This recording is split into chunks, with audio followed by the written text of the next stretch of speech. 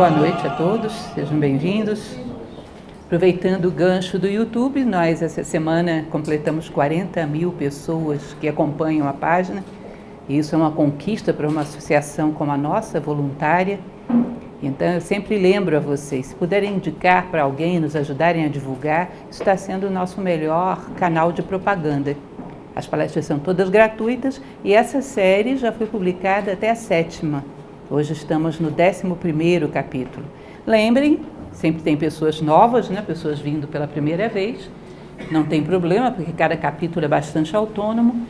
Mas lembrem que estamos fazendo o grupo de estudo desse pequeno livro, pequeno, mas que se torna longo pela complexidade do assunto, né? O Kybalion, e hoje estamos no 11º capítulo, que fala do princípio do ritmo. Só recapitulando algumas coisas fundamentais, trata-se do ensinamento de Hermes Trismegisto, que é considerado o maior sábio egípcio e talvez um dos maiores sábios que a humanidade já teve. Ele deixa algumas obras muito complexas, cujo entendimento seria muito difícil para nós hoje em dia. Então, em 1908, alguém anonimamente fez um comentário dos princípios herméticos, os 7 princípios do Kybalion. Esse livrinho que nós estamos lendo, então, é um livro de 1908. É um livro anônimo, escrito por alguém que, com muita autoridade, de uma maneira muito ponderada, fez um comentário de cada um dos 7 princípios. E o que são os 7 princípios? São as 7 leis do mundo manifestado, segundo os egípcios, segundo Hermes Trismegisto. Então, entendam que, segundo essa tradição, o universo inteiro, em todos os planos, espiritual, mental, material, seria regido por 7 leis. E quando você entende essas leis, você para de andar na contramão da história, na contramão da sua vida, para de chocar contra a natureza e pode caminhar lado a lado com ela, o que gera uma grande vantagem, menos dor, mais velocidade e trabalha a favor da natureza, contribui para a obra da natureza. Acho que toda vez que você trabalha a favor da natureza, ela patrocina o teu projeto e caminha contigo. Isso é o conceito que Jung chamava de sincronicidade. Agora, projeto egoísta que vai na contramão da natureza, na contramão da história, você vai sozinho. E vai gerando uma resistência muito grande, uma dor muito grande, uma perda de energia que às vezes é complicada. Então é interessante que Hermes dizia que uma das coisas fundamentais que nós deveríamos nos preocupar é, através dos fatos da vida, entendermos as leis que estamos obedecendo ou infringindo. Ou você está caminhando de acordo com a lei ou está atropelando a lei. E deveríamos ver através dos acontecimentos, ou seja, visão simbólica. Ter a capacidade de entender a língua da vida, que é símbolo. Quando tomamos tudo ao pé da letra, começamos a achar que somos azarados ou sortudos. E, na verdade, existe, muito além dos acontecimentos, que são todos eles muito passageiros, existe um ensinamento que esse é permanente, é perene, que pode servir para tudo na tua vida. Então, um fato que foi banal, se você aprende com ele, ele se torna eterno e te ajuda a se tornar um ser humano melhor. Essa basicamente é a ideia.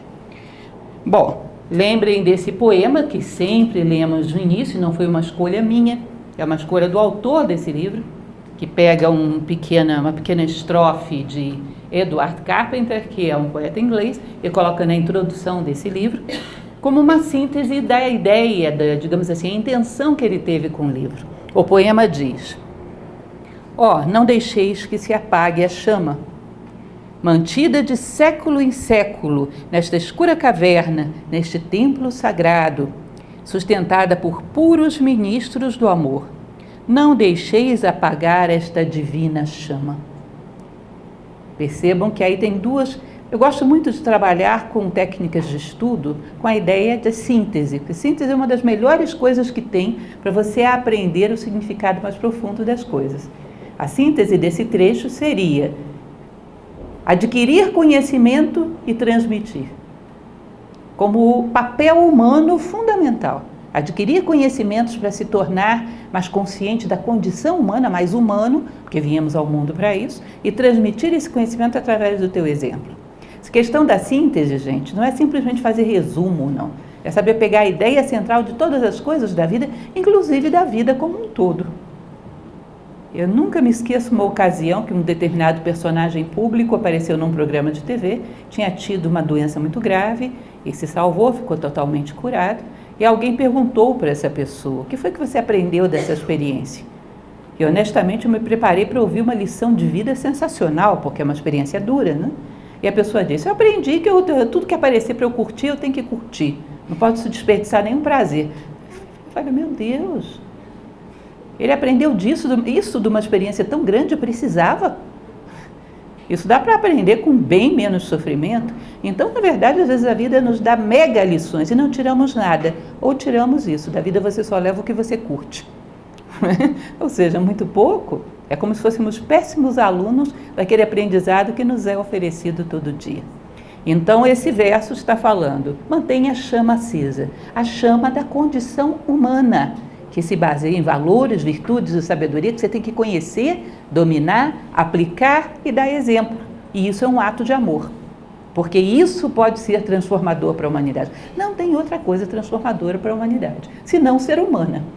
Não me venham com... Vocês estão todos muito jovens, não lembram mais daqueles programas de humor de 1900 antigamente?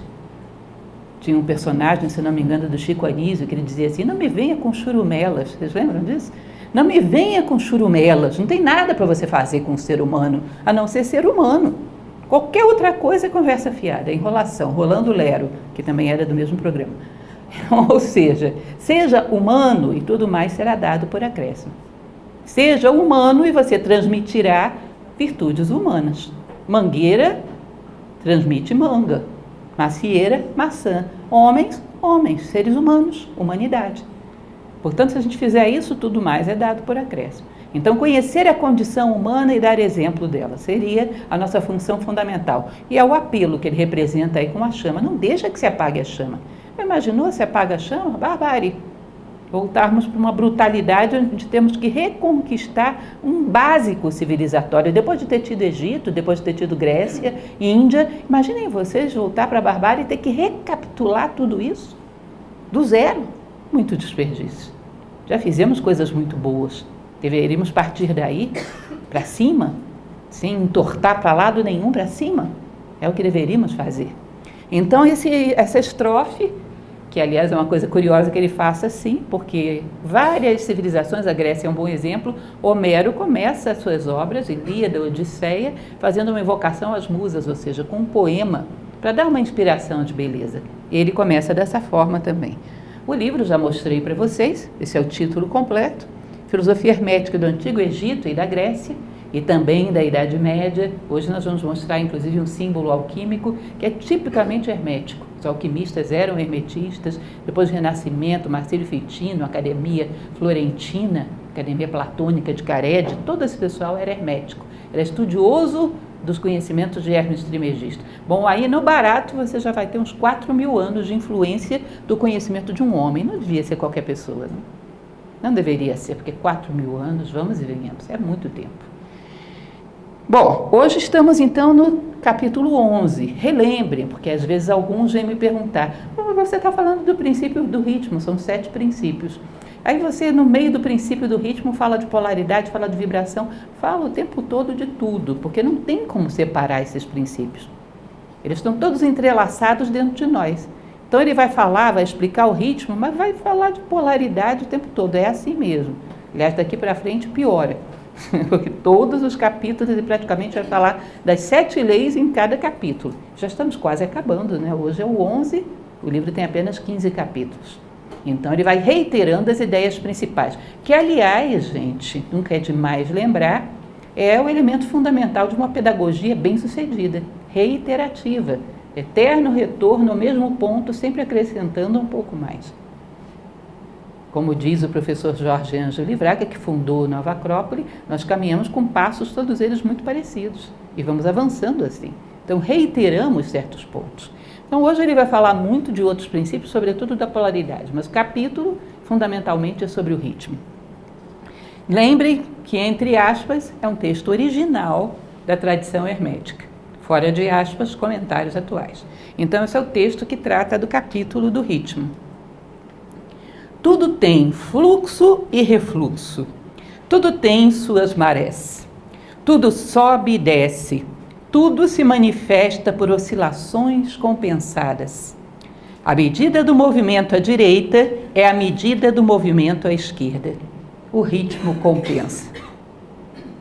Basicamente, ele vai usar muito dentro do livro, e nós vamos acompanhar, vamos usar um pouco também, o pêndulo para explicar esse princípio do ritmo. Vai dar vários detalhes que acontecem matematicamente no movimento de um pêndulo, que também acontecem no movimento das tuas emoções, da tua mente. Ué, mas um pêndulo é uma coisa material. Olha, as leis do universo são as mesmas em todos os planos. Tem umas diferenciações para se aplicar ao plano, mas o princípio geral é o mesmo em todos os planos. Então, se você olhar um pouco para um pêndulo, girando para lá e para cá, você vai entender um pouco da tua oscilação emocional, da tua instabilidade mental, vai entender um pouco até das tuas dificuldades de convivência. Vai entender um pouquinho de tudo, num pêndulo oscilando para lá e para cá. Tem muito dos princípios gerais da vida aí. Bom, um elemento fundamental que poderíamos falar sobre essa frase é, ela volta ao princípio da vibração. Tudo está se mexendo, nada está parado. Você está no mundo manifestado, você tem movimento. Aí você pode dizer, e se eu ficar paradinho numa cadeira sem fazer nada? Está se movendo no plano mental e está influenciando pessoas. Está se movendo no plano emocional e está influenciando pessoas. E não é tão difícil assim constatar isso. Não precisamos ser, digamos assim, paranormais. Aliás, até ser normal hoje em dia está um pouco difícil, que dirá paranormal. Não é isso? Não precisamos ser paranormais, não precisamos de nada especial para entrar num ambiente e sentir que está um clima meio estranho. Antes que você encontre uma pessoa, às vezes você já sabe que tem alguma coisa esquisita ali. Já aconteceu isso com vocês? Entrar e sentir um clima meio estranho. O que é o clima meio estranho? É aquilo que eles chamam de plano emocional, de plano astral, contaminado, às vezes de tristeza, às vezes de mau humor, às vezes aconteceu uma briga. Você sente isso, é pesado, paira no ar. Parece que as crianças pequenas sentem mais ainda. Aliás, quem estuda Feng Shui, as flores sentem. Um dos termômetros que se usava antigamente eram flores. Uma rosa é sensível, extremamente sensível às emoções no ambiente, sabiam? Cuida do mesmo jeito, em situações diferentes, no mesmo lugar. Você vai ver que ela vive tempos diferentes. Faz aquilo que eles chamam cientificamente de CNPT, condições normais de temperatura e pressão. Mesma temperatura ambiente, mesmo local, mesma incidência de sol, corta o cabinho na diagonal, coloca uma aspirina na água, vocês sabem disso? Estou dando umas dicas. Água gelada, faz tudo. Ela, sei lá, uma época vai viver, já chegou a acontecer de viver uma semana, 8 dias, às vezes um dia ela murcha. Você vai dizer, o que será que mudou? Elas são esponjas emocionais, as flores, que absorvem o astral de um ambiente. Esse nome que hoje se usa tão popularmente, astral, né? Que está associado às emoções que pairam no ambiente. Bom, se até as flores percebem, imagina a gente. Só que às vezes a gente não tem consciência que veio de fora, achamos que somos nós, mas percebemos do mesmo jeito. Então, nós influenciamos e somos influenciados ainda que o corpo esteja paradinho numa cadeira. Se vocês pararem para ver, por exemplo, uma palestra que eu já dei várias vezes na internet, vocês vão ver que ela não é exatamente igual em lugar nenhum. Não sou só eu, os palestrantes em geral são assim. Porque a gente acha que é um monólogo, mas não é um diálogo. Eu estou respondendo o que vocês estão mandando para mim. Cada um de vocês me dá informações, me dá um retorno e eu vou fluindo através delas. E por isso 2 aulas do mesmo assunto não são iguais. Porque existe um diálogo, ainda que silencioso. Nós somos perceptivos muito mais do que a gente pensa. Ou seja, ainda que você ache que está parado, não está. A única coisa a diferença possível você sabe para onde está indo, você escolheu ou não, e está sendo arrastado pelo coletivo. Ou você está no banco da frente dirigindo o veículo na direção que você escolheu, ou no banco de trás de olhos vendados, mas está indo para algum lugar. Parado você não está. Aliás, eu falava para vocês, numa dessas palestras para trás, da própria série Caibalion, um exemplo que uma vez eu li e eu não sei se isso é real, portanto eu não me responsabilizo. Mas eu achei curioso. Era um médico falando da incidência de pessoas que às vezes faleciam pouco tempo depois de ter se aposentado, até 2 anos depois de aposentado. Aí ele resolveu fazer uma teoria meio maluca, mais uma vez, não sei se é verdadeira. Mas ele pensou o seguinte, todo mundo diz, eu vou parar de trabalhar e não vou fazer nada. Vou botar as pernas para cima e não vou fazer nada. E ele pensou, bom, será que a gente não programa, será que a mente não programa o corpo para morrer? Porque não fazer nada só tem um jeito. Morreu. E o corpo obedece, ele recebe um comando e obedece. Começa a se programar para não fazer nada, só tem um jeito. Aí eu achei curiosa a teoria, não sei se é verdadeira ou não, mas achei curiosa. E percebemos então como é que essas influências do plano mental e emocional pairam entre nós e em nós mesmos. Nunca estamos parados, nunca. Parado, morreu. Bom, e aí vamos começar a analisar esta frase um pouquinho. Há fluxo e refluxo proporcional entre os dois polos. Tudo no universo manifestado tem dois polos. Última palestra que fizemos, lembram? Tudo. Existe o frio, existe o quente, o macio, o resistente, o claro, o escuro. Tudo tem dois polos, tudo no universo manifestado é dual. E entre esses dois polos as coisas giram, vibram. Às vezes escurecem, às vezes clareiam, às vezes nasce, às vezes morre, às vezes amanhece, às vezes anoitece, às vezes esquenta, às vezes esfria. Entre os dois polos de uma mesma natureza, as coisas flutuam. Só que eu falava para vocês que quando se trata de polaridades do plano físico, uma coisa não é melhor nem pior porque é quente ou fria, porque é macia ou resistente. No plano físico as coisas estão no mesmo nível. Mas quando se entra no plano mental e no plano espiritual, as polaridades são verticais. Tem uma que é melhor do que a outra para o homem. Por exemplo, a justiça e a injustiça são duas polaridades. Evidentemente, para a consciência humana, a justiça é melhor. Elas não estão no mesmo nível, elas estão na vertical. Aí começa a ser uma questão de optar por um polo superior.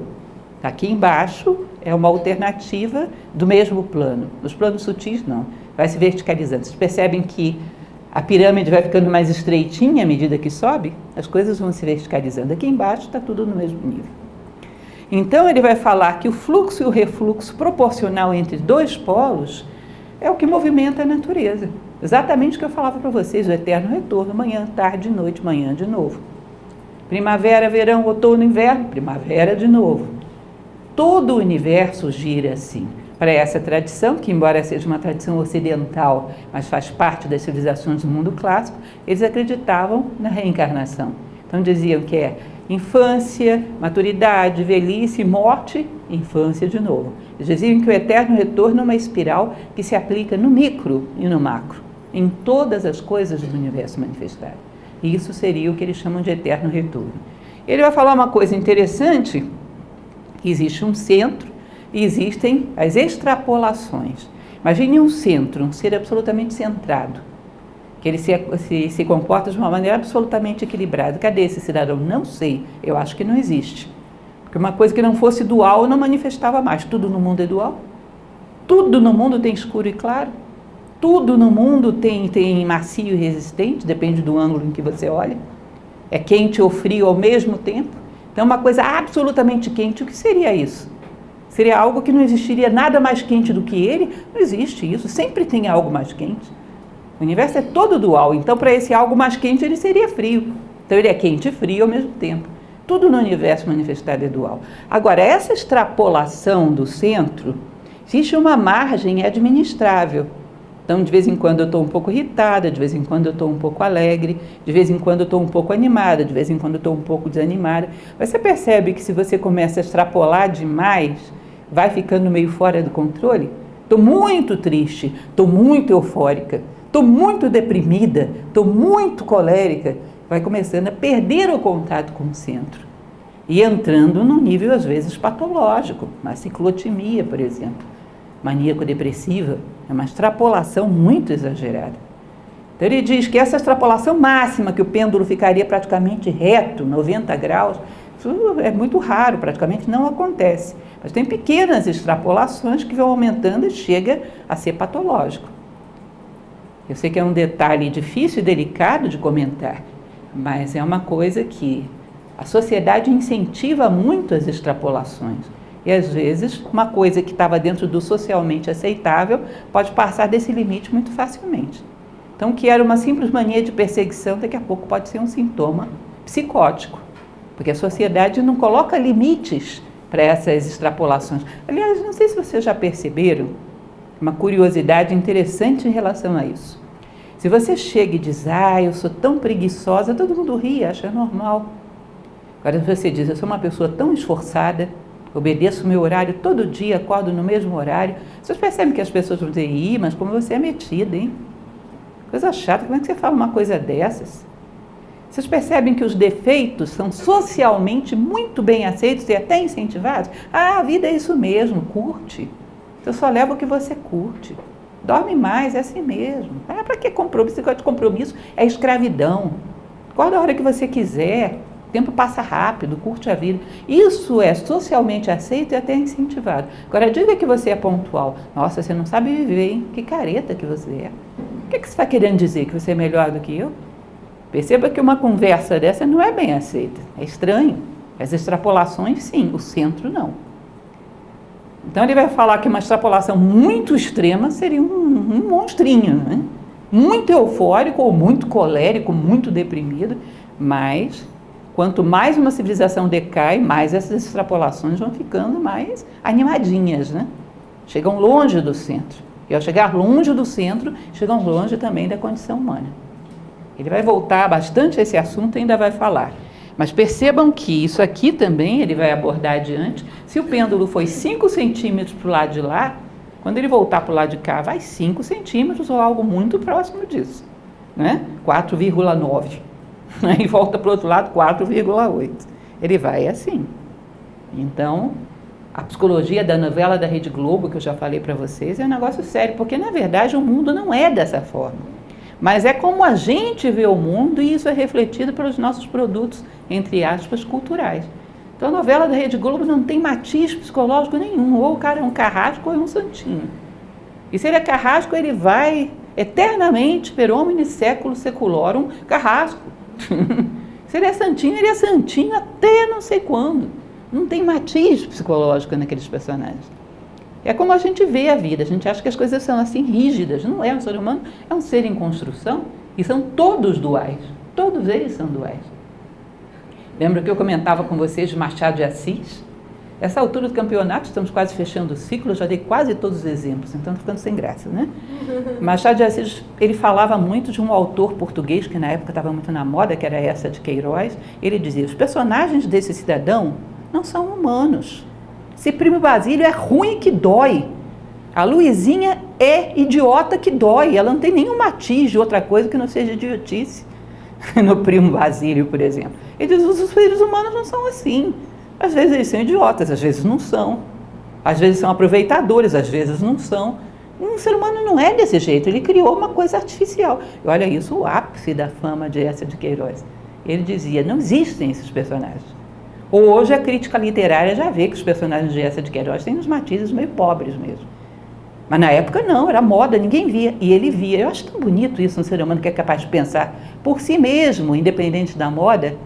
Eu acho isso muito bonito, vocês não acham? Eu estou olhando. Não, mas todo mundo acha. Fica quieto com todo mundo. Eu estou olhando, deixa eu ver o que eu acho. Deixa eu ver os meus princípios, os meus valores e aplicar isso e olhar como se estivesse vendo isso sem nada, sem nenhum preconceito, como se estivesse vendo de maneira absolutamente limpa e vendo o que eu acho. Porque aí é um pensamento meu. E falavam, alguns falavam, Machado de Assis falava isso numa crônica de jornal, não tinha medo. Que as pessoas dissessem, você é um retrógrado. Tá bom, mas que ele não presta, não presta. Ele levou mais de 100 anos para chegar à conclusão que não prestava realmente muito. Mas ele já via. Eu acho isso muito interessante. Então, continuando, dentro do princípio e do ritmo, essa é a imagem que eu falei para vocês, não é exclusivamente medieval e alquímica, porque até a América pré-colombiana tem uma coisa parecida, mas é o Ouroboros, que é a serpente que come a própria cauda, é o símbolo do eterno retorno do universo, desses ciclos que se repetem, como se o universo estivesse oscilando, espírito, matéria, céu, terra, oscilando entre valores diferentes. Então você teve uma espiritualidade fanática na Idade Média, aí vai para o materialismo fanático na Idade Moderna e Contemporânea. Cuidado, porque pode ser que volte para lá de novo. Tem que ter um bom cuidado, porque pode ser, pêndulo é pêndulo. Não, isso não acontece nunca mais, diz isso para o pêndulo. Ele foi totalmente para o outro lado, você diz, nunca mais você vai para aquele lado de lá. Olha que ele vai. Se não tem uma consciência e uma vontade dominando, é capaz de ir. Isso não sou eu que estou dizendo, quem está dizendo é a matemática. Não tem muito jeito de evitar. Então, há ciclos no universo, o universo tem seus ciclos de expansão, até a ciência fala disso, né? Big Inflation, que agora já não é mais Big Bang, é Big Inflation, provavelmente depois vai ter uma contração. Inflar e contrair, eles estão vendo que horas vai acontecer isso, mas é provável que aconteça. A expansão do universo a partir do Big Bang, né? Que não é como eles pensavam, uma explosão, pum, ele vai inflando e provavelmente depois vai contraindo. Então o universo tem ciclos, os sistemas solares, a gente sabe que um dia o sistema solar vai morrer, então tem ciclos também, e essa matéria deve ser aproveitada no universo para alguma coisa. Na história, e a história está cheia de ciclos. É um eterno retorno, sobe para a espiritualidade, vai para o materialismo, sobe para a espiritualidade, desce para o materialismo, não encontra um meio termo nunca para conciliar essas duas coisas. Na nossa história pessoal, cheia de ciclos, volta aos mesmos pontos 1000 vezes. E também na mente humana. E ele vai chamar isso de expiração e inspiração de Brahman. Você vai dizer, mas esse negócio é egípcio, Brahman é indiano. Sim, mas ele cita um monte de coisa, não sou só eu que cito um monte de coisa, não. Aí o próprio autor do livro, ele faz uma referência à Índia. Brahman, esse grande ser que se manifesta e vive um ciclo, a vida do universo, os indianos chamam de um ciclo de vida de Brahman. E os pequenos ciclos são a expiração e a inspiração dele. A expiração e a inspiração. Ou seja, tem a vida de Brahman como um todo, quando ele morre o universo se recolhe, mas tem também os dias e noites, que são os pequenos ciclos.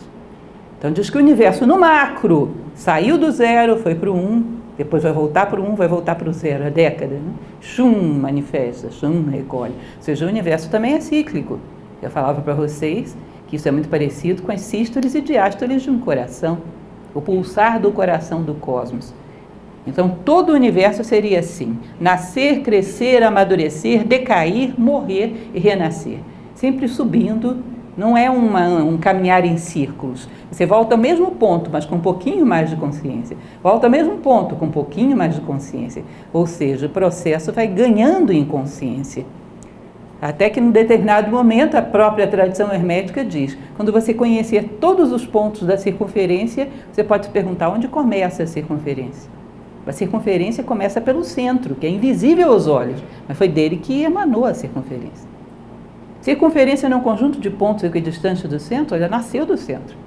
Então, um dia você vai tomar o centro, que é a própria espiritualidade, a própria essência. Mas, enquanto isso, vai ficar girando. E tomara que faça uma espiral, porque tem muitas vezes que a gente fica andando em círculos. Passa por uma experiência e não aprende nada, passa de novo e não aprende nada, passa de novo e não aprende nada. Isso não é espiral, isso é andar em círculos. O que faz a espiral é aprender, é o aprendizado.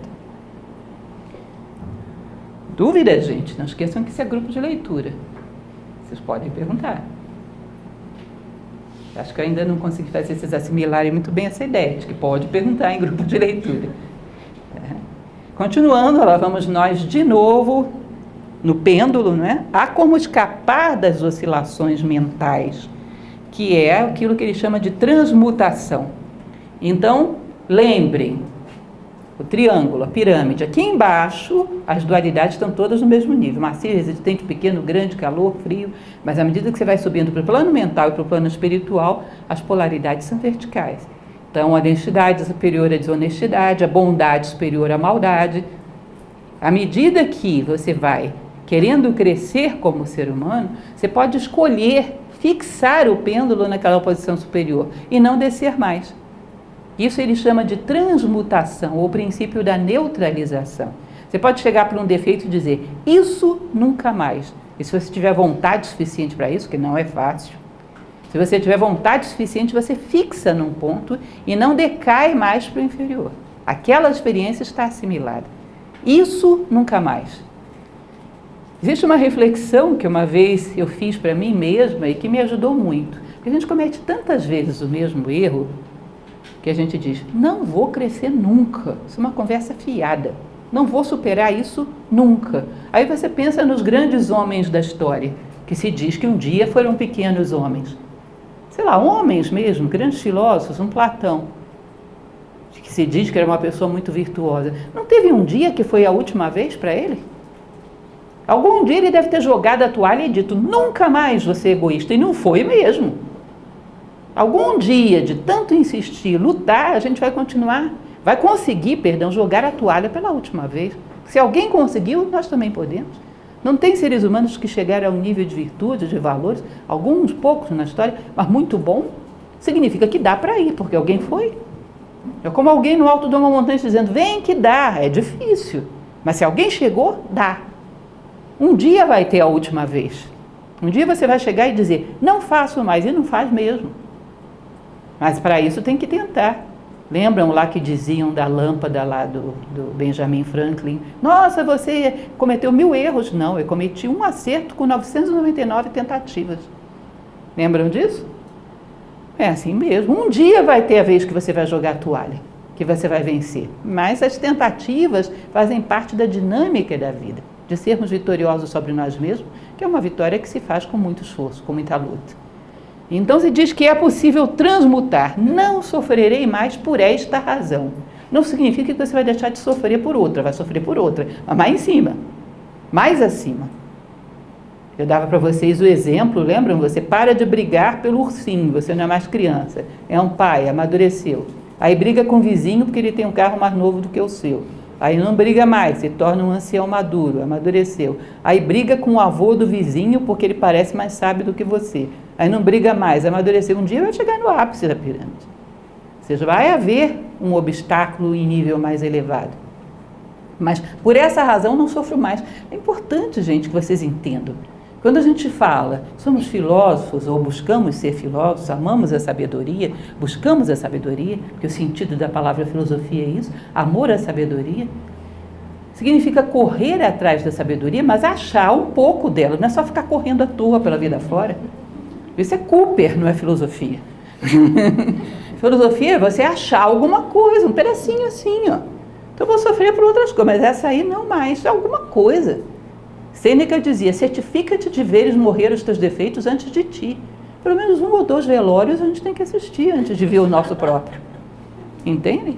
Antes que venha o seu velório, tem que ter morrido um pouco da preguiça, do egoísmo, 1 ou 2 que seja. Tá bom que velório não é uma coisa agradável, mas às vezes a gente tem que ir. Entendem? Então tem que haver algum ganho, não é só correr atrás. Isso é um processo irracional. Isso é ratinho dentro de labirinto de laboratório, nós somos humanos, não somos isso. E aí ele vai falar, percebemos a consciência em plano superior e inferior. Nesse momento já dá para perceber. Fixar-se num degrau acima. Você pode colocar nesse momento dentro da tua memória um dia que você estava com uma reflexão tão bonita sobre a vida, estava tão bem, que você se orgulharia de mostrar esse pensamento para todo mundo. Agora, tem os dias que você não gostaria que as pessoas vissem teus pensamentos, não tem? Tem dias que você adoraria ter um cérebro de cristal, todo mundo vendo o que você está pensando. Tem outros, bloqueia bem, que eu não tenho coragem de ninguém ver isso, tenho pudor. E é bom que tenha, né? Um sinal de dignidade. Então, você tem 2 pontos de consciência. Agora, o que não dá para a gente saber, porque não temos muito essa prática, é que você pode optar por um dos 2 e fixar a consciência ali e dizer, eu sou isso, por definição. E não aceitar mentalmente que se estabeleça mais aquele patamar. Essa ideia, que parece um negócio absurdo, mas é assim mesmo. Uma folha de papel, uma caneta Bic, em silêncio e tranquilidade, você escreve lá, o que sou eu, ou quem sou eu? Bota umas 10 virtudes, umas 10 formas de se comportar, pronto, você construiu você, agora seja fiel a isso. Nós somos uma construção da vontade, por definição. Então eu sou uma pessoa altruísta, quando vier egoísmo, de quem é esse egoísmo? Alguém perdeu um egoísmo, não é meu. E eu não vou me identificar com isso. Para cima. Diz que é uma questão de treino, isso é musculatura mental, musculatura espiritual. Se você treina, consegue. O pensamento vem, corta. Eu sou uma pessoa, está aqui na minha folhinha de papel, tem esse assunto na minha folhinha? Não tem, então isso não sou eu. Tem mesquinhez na minha folhinha mesmo? Mesquinhez? Não tem mesquinhez, então isso não sou eu. Está fora da lista. Já viram aquelas pessoas um pouco, não digo que pão duras, controladas, que fazem a lista do supermercado e não compra nada dentro do mercado além daquilo que está na lista? Já viram? Eu tenho um colega que é assim. Pode estar faltando desesperadoramente uma coisa em casa. Se não está na lista, não compro, senão eu viro consumista. Então, é um pouco parecido com o que a gente faz. Eu sou essas virtudes, eu me defini assim. Isso é aquilo que eu quero ter como identidade. Está fora da lista, eu não admito, corto o mais rápido que eu posso. Vai vir, eu corto imediatamente, não me identifico, se não é meu. Se foi um ato de distração, entrou alguma coisa que eu não tenho controle, eu não sou isso. E vai fixando a tua identidade lá em cima. Isso Isso é uma meta, vocês vão dizer, é uma coisa distante. Olha, as metas têm que ser distantes mesmo, porque senão não nos estimulam a crescer. Diz que a gente deveria ter metas nas estrelas. Porque se for verdade a reencarnação, se a gente voltar aqui, elas ainda estão lá e a gente continua caminhando. Nunca vamos deixar de caminhar. Isso para as tradições reencarnacionistas era uma necessidade. Lembrem daquilo que eu falava para vocês. Quem gosta do Sol, quem não gosta do Sol, a distância dos dois é a mesma. Mas quem gosta do Sol abre as janelas e o Sol já o atinge onde ele está. Quando a gente gosta da justiça, da fraternidade, só pelo fato de gostar, ela já muda a nossa vida onde estamos. E aos poucos vamos tendo mais luz. Mas a distância é a mesma de quem está com a janela fechada. Mas é importante nos colocarmos em contato com metas elevadas e querermos chegar lá. Ainda que distante, elas já mudam a nossa vida agora. Você já não é mais qualquer pessoa, é uma pessoa que quer chegar à justiça. E não quer oscilar, quer ficar só lá na justiça. Eu quero chegar à fraternidade, não quero oscilar, quero ficar só lá na fraternidade. Ou seja, chega de descer esse pêndulo, não vai descer mais. Aí sabe o que acontece, segundo eles dizem, quando você fixa aqui, o pêndulo começa a oscilar de novo, porque não termina nunca essa lei. Só que ele vai oscilar para um polo mais em cima. Ele começa a oscilar para cima, aí você já vai ter que fixar para cima. Mas essa é outra história, a seguir cenas dos próximos capítulos. Nesse momento, se conseguirmos pegar essa polaridade que a gente tem, escolher o melhor e fixar aí, uma que seja, já vale uma vida. Então ele diz, a lei não vai deixar de existir, é que nem o cidadão que pula onda na praia. Não digo que vocês nunca brincaram disso, de ficar pulando onda no ano novo. A onda não deixou de existir lá embaixo, mas eu fiquei acima, ela passou por baixo. Aliás, eu nasci numa cidade de praia, eu acho curioso isso, porque no ano novo a gente pulava 7 ondas. De onde será que veio esse costume? Vocês nunca pularam 7 ondas no ano novo? Porque segundo a tradição indiana, segundo várias tradições, são exatamente 7 níveis que o homem tem que ascender a sua consciência. E no ano novo a gente vai lá e pula 7 ondas. Para quê? Não sei quem inventou isso, mas algum sentido deve ter. Tá? Então, a onda continua existindo lá embaixo, você não anula a lei, ela simplesmente deixa de te atingir, porque você se colocou num patamar mais elevado. Ou seja, esse nível de injustiça não me pega mais, mas vai pegar quem esteja nesse nível. Quem esteja nesse degrau vai ser pego. Eu simplesmente passei para um degrau mais elevado. E porque eu subi, eu posso mostrar que isso é possível. Eu posso provar que isso é possível. Olhem que lindinho. Princípio da neutralização. Firmeza no degrau mental superior já conquistado. Firmeza no degrau que você já conquistou, não duvidar de si mesmo. Eu achei esse cidadão tão firme no degrau em que ele está. Toda a barriguinha, cabeça, ninguém tira ele daí de jeito nenhum, está muito firme. Entendam o que é essa questão. Isso é uma das aplicações da vontade. Eu fiz recentemente uma palestra sobre isso, inclusive. Vontade, que é o maior poder que o homem tem. Acho que vontade, no nosso nível, sabe como é que ela funciona? Uma receita simples, que nem receita de bolo. Decisão no plano mental e perseverança e constância aqui no plano físico. No plano mental eu digo, eu sou. E no plano físico, todo dia brigo para continuar sendo. Perseverança e constância, não esqueça. Quando você quer deter uma pessoa, você tem 2 chances. Ou você vai lá no corpo físico e segura ela para ela perder o ritmo, atrapalha ela perdeu o ritmo, vai atrapalhar um pouquinho, mas amanhã ela retoma. Ou você vai lá no plano mental e coloca uma dúvida na decisão dela. Será mesmo que vale a pena você ser? Já parou para pensar se não tem coisa melhor do que ser justo? Ninguém é. Se fosse bom, todo mundo era. Se ele disser, será? Eu derrubei ele. Abriu uma fresta por onde ele vai perder tudo. Entendem? Não pode ter dúvida, então, lá em cima. Eu sou uma pessoa justa. Aqui embaixo, de vez em quando, eu dou umas escorregadas. Mas amanhã eu vou escorregar menos. Perseverança e constância, lutando, lutando, lutando. Mas lá em cima não oscila. Não tem dúvidas sobre aquilo que eu sou. E aqui embaixo estou lutando para que isso sempre se reflita na minha vida. Para tirar as nuvens do meio do caminho. Isso é uma manifestação da vontade. Então está muito bem fixado, sem margem a dúvidas, no degrau em que você está. Como esse rapazinho, tão confortável no degrau em que ele está. Ele diz no livro, isso ele diz em 1908, eu não sei se ele tinha esperança que isso mudasse, mas mudou para pior, e hoje realmente isso é um fenômeno impressionante, que a maioria da humanidade tem um domínio próprio insignificante, é um joguete na mão das circunstâncias. Deixa eu ver o que todo mundo está fazendo. E não é um processo consciente.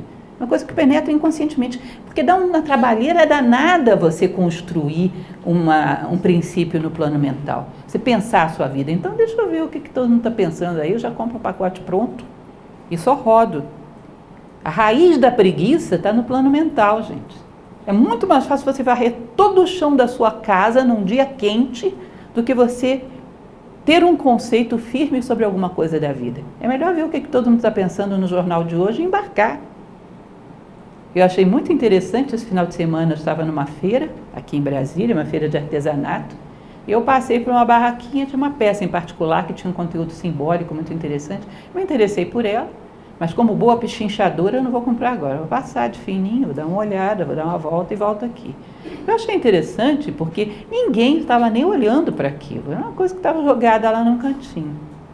Eu acho muito interessante você, às vezes, entrar numa feira ou numa loja de decoração, ter 500 objetos, que podem ser até bonitos, mas nenhum deles significa nada, não tem nenhum simbolismo.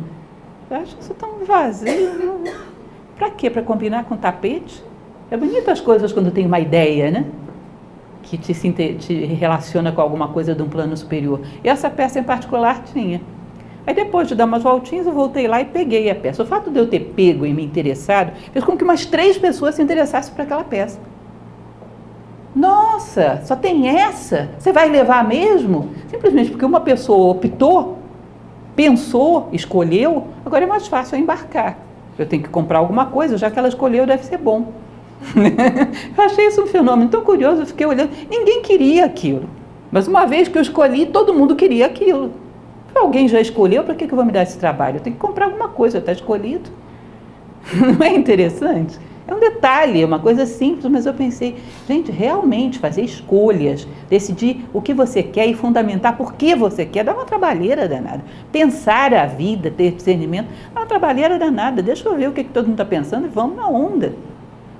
Muito mais fácil. Então, essa bolinha de bilhar que está aí, se você for na direção errada, é culpa do taco. Empurraram na direção errada. Foi não sei quem que me influenciou. Eu contava uma vez para vocês uma história, que eu estava na fila e tinha 2 cidadãos na minha frente, 2 cidadãos já de uma certa idade, e eles contavam a vida deles um para o outro. Ah, eu queria estudar tal coisa, mas o meu pai não deixou. Eu queria ter desenvolvido tal projeto, mas aí o meu chefe não queria. Eu queria ter feito tal trabalho, mas minha esposa não queria sair dessa cidade. A vida dele era a história do que fizeram com ele. Não tinha uma escolha que fosse dele. Era a história do taco e não da bolinha. Ou seja, o homem como fruto das circunstâncias, não porque isso seja determinístico, mas porque ele se deixou ser. Ele se entregou. Pode falar. Essa linha de jogo, isso. Tem muitos estudos sobre isso. Inclusive, dentro de mercado de capitais, você já vê coisa mais irracional do que mercado futuro? A coisa sobe e desce de valor porque todo mundo acha, não tem nada concreto, não tem nada material, é pó. É palpitômetro e dá dinheiro ou tira dinheiro. Dentro da estatística existem vários estudos nesse sentido. De que muitas coisas, muitas tendências que acontecem na sociedade não tem nenhuma explicação. O pessoal foi porque todo mundo foi e só. Porque é confortável estar na massa. Existe uma certa carência por trás disso. É porque todo mundo foi. Porque realmente construir a si próprio é um trabalho fora do comum. Cada conceito que você constrói é um histórico tão grande por trás e uma dor de refletir, de pensar, de ver que você fez um monte de besteira, de ter que abrir mão de um monte de posições que você teve ao longo da vida. É meio inercial, né? Eu penso assim e acabou. Como assim acabou? Você acabou? Não, você está começando. Então por que o teu pensamento acabou? Eu penso assim até agora. Vamos ver. Vamos ver o que vem. Mas isso é trabalhoso, gera até um certo orgulho, uma certa teimosia, não quero voltar atrás. Então você fica inercial e acha que a tua identidade é isso. É fixar em determinados pontos, isso é a teimosia, que é o contrário da vontade, né?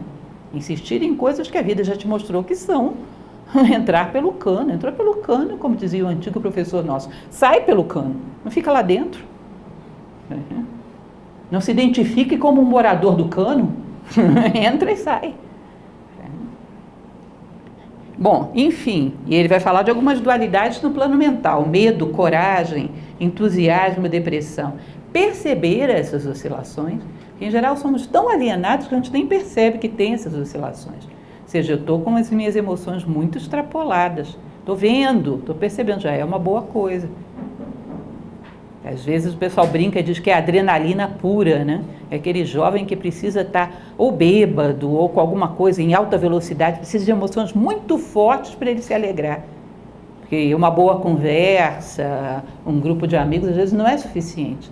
Ou se estiver num grupo de amigos, precisa estar debochando de alguém, precisa estar gerando algum tipo de euforia. Precisa de um estimulante artificial. Porque tudo aquilo que é sereno para ele provoca apatia. Isso já é um vício.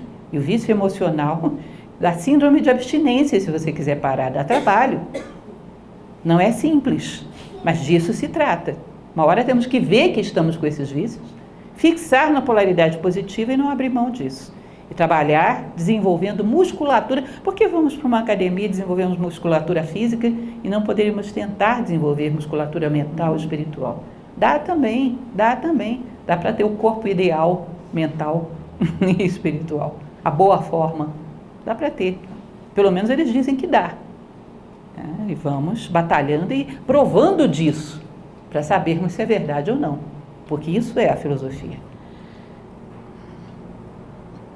Bom, a compensação que ele fala, a oscilação é na mesma medida.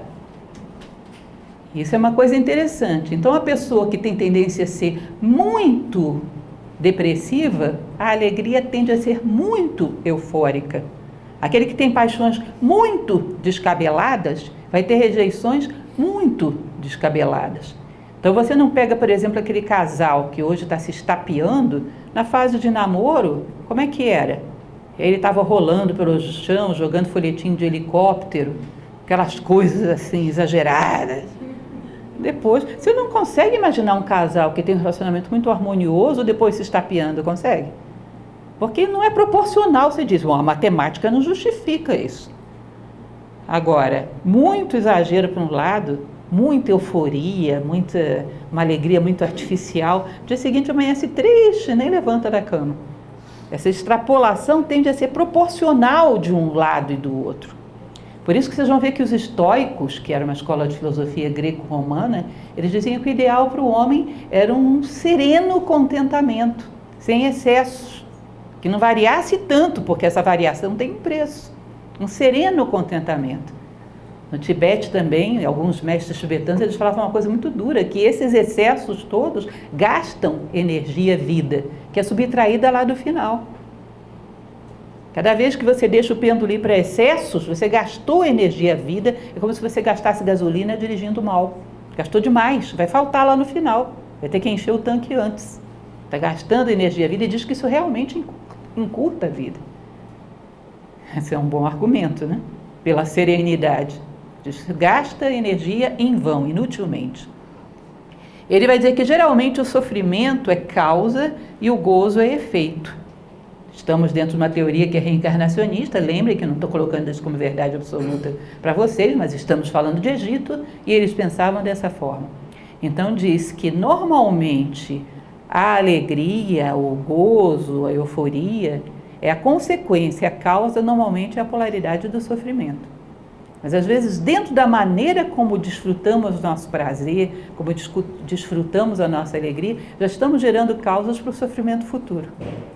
Ali dentro já tem causas para o sofrimento que vem depois. A maneira como você desfruta do prazer, por exemplo. Quando é cheio de excessos, quando é com menosprezo pelo amor próprio do outro, quando é com muito orgulho, ali dentro já tem as sementes do sofrimento futuro.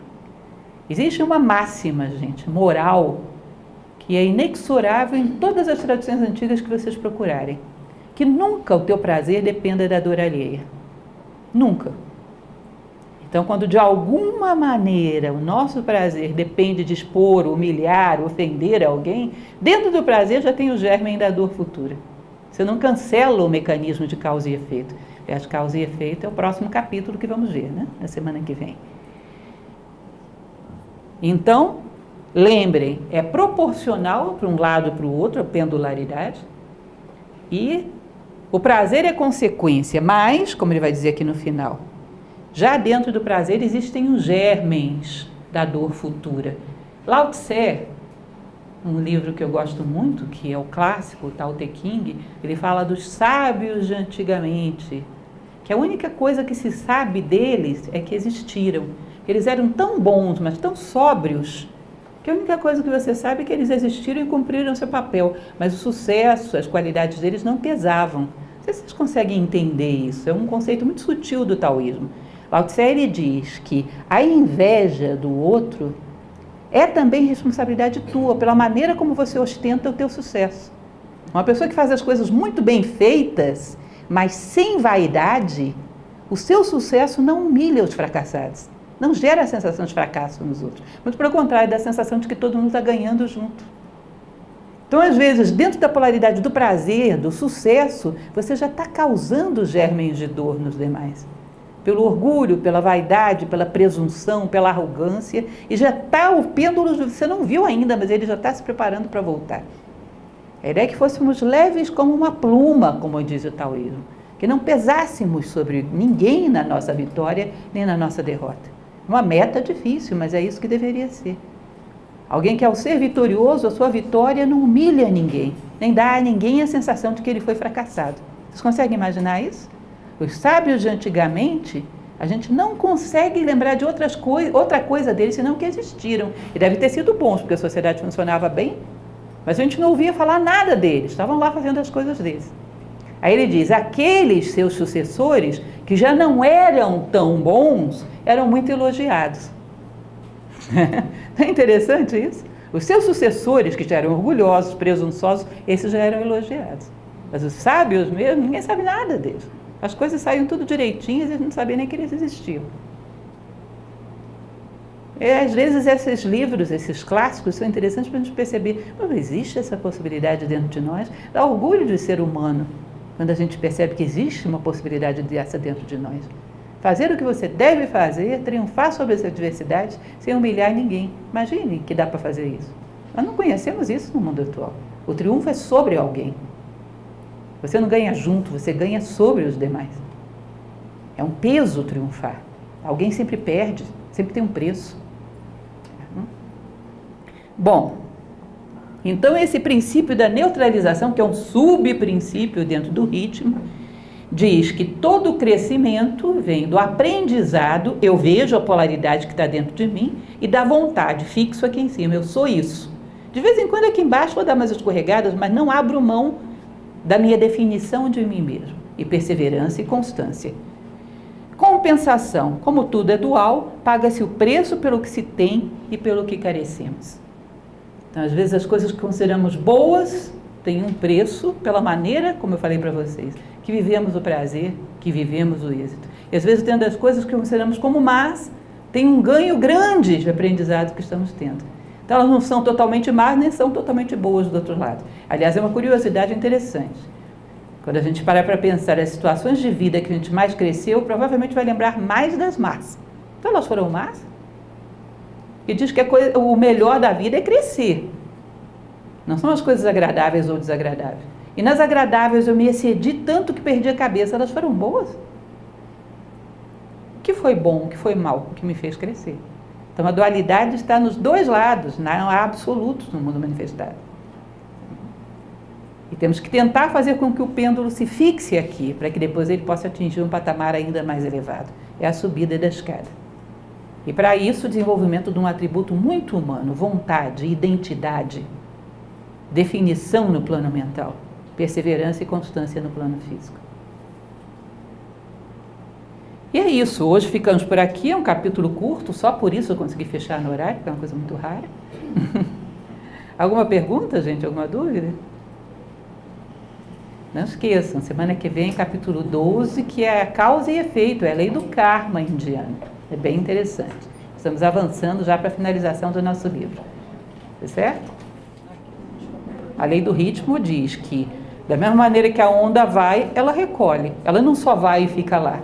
O universo oscila entre dois polos.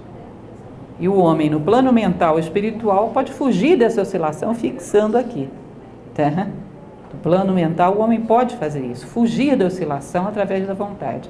Mas se você não interferir, você vai ter euforia e depressão, tristeza e alegria, pensamentos nobres e pensamentos vulgares. E vai ficar nessa. Se você não colocar vontade, você vai ficar oscilando entre duas coisas. E não vai ser nada. Vai ser duas coisas e todos os pontos entre essas duas coisas. Ou seja, um monte de coisa e nada. Não vai ter identidade. Entende? O princípio do ritmo fala da oscilação entre dois polos. E a falta de definição quando isso se aplica à psique humana. Tá?